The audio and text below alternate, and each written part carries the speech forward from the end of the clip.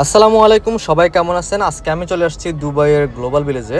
6 মাস বন্ধ থাকার পরে আবারও চালু করেছে দুবাইয়ের গ্লোবাল ভিলেজের সিজন 30।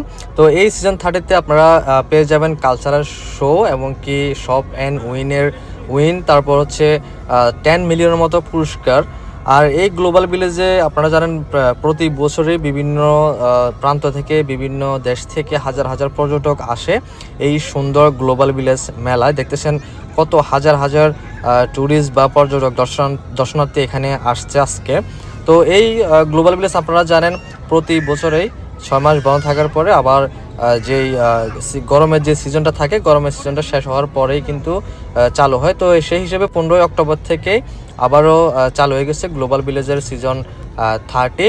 আর এই সিজন 30 আগের থেকে অনেক সুন্দর করছে, তাদের অনেকগুলা পুরস্কারের আয়োজন করছে। তারপর হচ্ছে দেখতেছেন কত সুন্দর লাইটিং থেকে শুরু করে বিভিন্ন তাদের যে ভিতরে বিভিন্ন দেশের যে স্টলগুলো আছে, বাংলাদেশেরও স্টল আছে, পাকিস্তান বলেন, বিভিন্ন দেশের, আমেরিকা, চায়না, সকল দেশের এখানে স্টল আছে। সকল দেশের পণ্য, খাবারের আইটেম সব কিছু আপনারা কিন্তু এই গ্লোবাল ভিলেজে আসলে পেয়ে যাবেন।